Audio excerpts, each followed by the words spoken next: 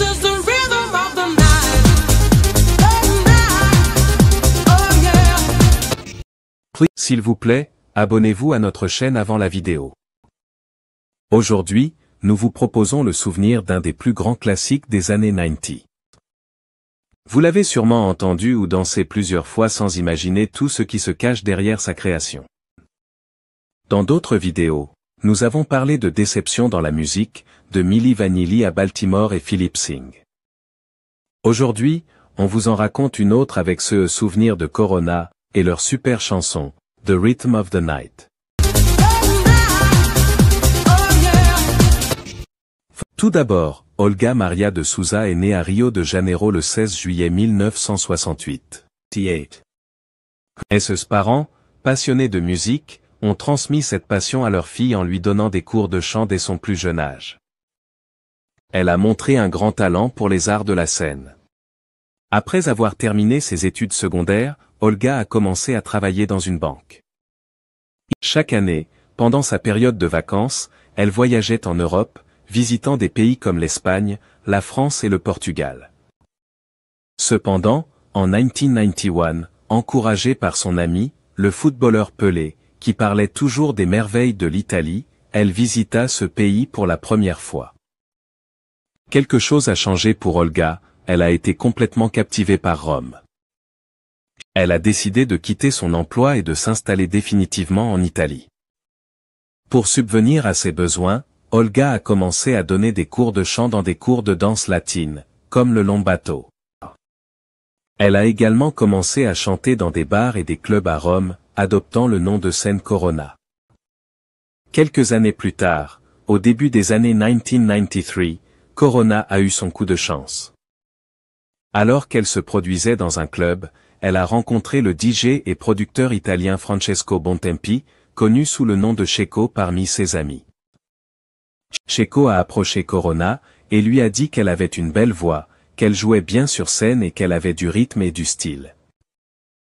Il lui a suggéré de poursuivre une carrière professionnelle dans la musique et l'a invité à se joindre à un projet qu'il préparait.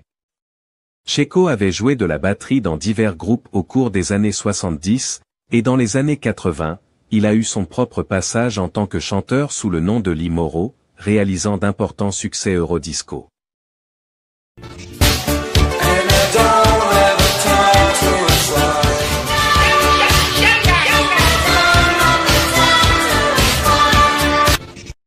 Après avoir pris sa retraite en tant que chanteur, Checo a continué à travailler comme DJ, acquérant une renommée et une reconnaissance dans les clubs italiens. Au cours de ces années en tant que DJ, il avait observé de près et profondément le pouvoir que la musique avait sur le public.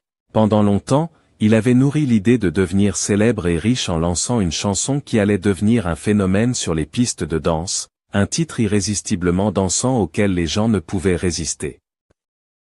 Faisant partie de l'industrie de la musique depuis des années, il savait bien qu'il y avait beaucoup d'argent dans ce business, et il était déterminé à réaliser ce rêve.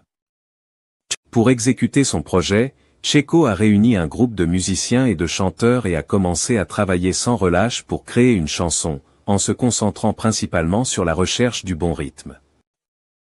Après plusieurs tentatives, ils se sont retrouvés avec une chanson intitulée Rhythm of the Night. Le rythme de la nuit, ou El ritmo de la noche, a été enregistré par la chanteuse italienne Giovanna Verso, l'une des chanteuses que Checo avait appelée pour le projet, qui s'appelait Yen.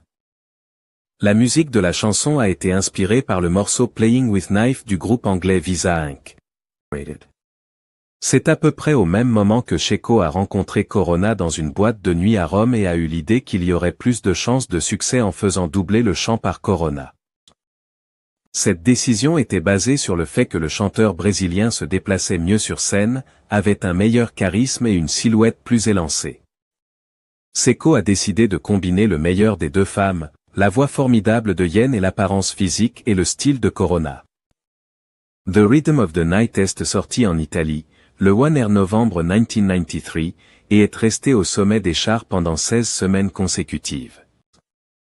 Cependant, il n'est sorti en dehors de l'Italie qu'un an plus tard, lorsqu'il a atteint le numéro 1 dans des pays comme l'Espagne, le Portugal, la Grèce et la Roumanie. This is the rhythm of the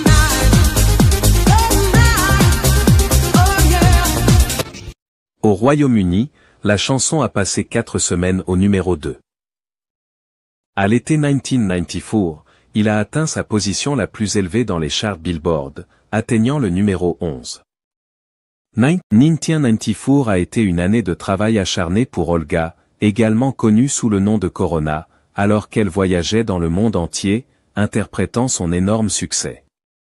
Dans toutes ses présentations, Corona a synchronisé les lèvres ou utilisé la lecture, synchronisant sa voix pour donner l'impression que c'était elle qui chantait.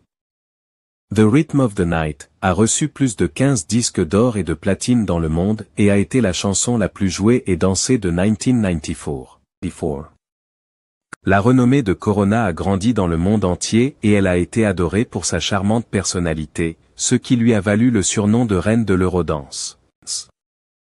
Le rêve de Seco s'était réalisé et l'argent affluait en abondance.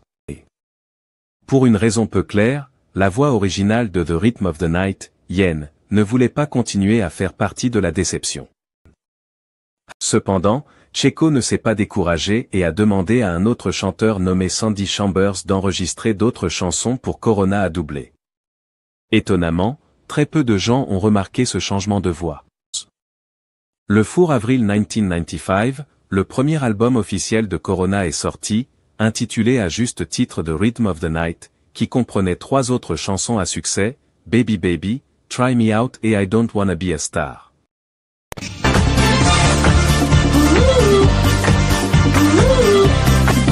My life was just an up and down. I don't wanna be a star, baby. Tous ont été enregistrés avec la voix de Sandy Chambers. La chanson, Baby Baby, a également atteint le numéro 1 en Italie et était en fait une version du morceau interprété à l'origine par Joy and Joy des années plus tôt en 1991. En Italie, Corona est devenue une véritable star. À l'été 1994, elle est apparue en tant qu'invitée dans la célèbre émission Festival Bar, et l'année suivante, elle a été invitée à nouveau en tant que présentatrice. Après s'être rempli les poches avec le succès de son premier album, il a fallu du temps aux passionnés d'Eurodance pour entendre à nouveau Corona. Son deuxième album, intitulé Working on Music, est sorti en juillet 1998, et bien qu'il n'ait pas été aussi bien vendu, le single le plus réussi, Power of Love, n'a atteint le top 5 dans aucun pays. Corona n'a jamais réussi à reproduire le succès mondial qu'elle a obtenu avec son premier album, et bien qu'elle ait sorti 4 autres albums entre 2001 et 2014, ils sont passés largement inaperçus.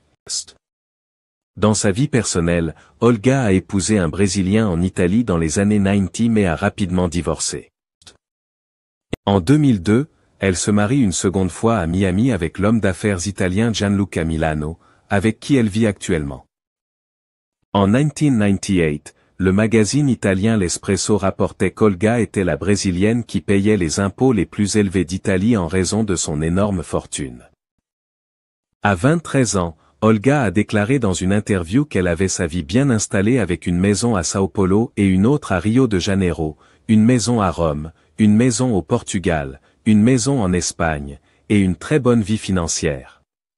Elle a ajouté, « Mon mari m'a appris à épargner, mais j'aime acheter des choses rares et de marque. Parfois, j'achète des chaussures et des sacs et je les cache dans le garage sans même ouvrir les paquets. » Actuellement, Corona continue d'être aimée au Brésil et en Italie, et elle fait occasionnellement des apparitions à la télévision dans des émissions de variété. Sa chanson emblématique des années 90 est maintenant un classique qui est toujours dansé par des gens du monde entier. S'il vous plaît, partagez la vidéo et abonnez-vous à notre chaîne. Rendez-vous dans une autre vidéo. This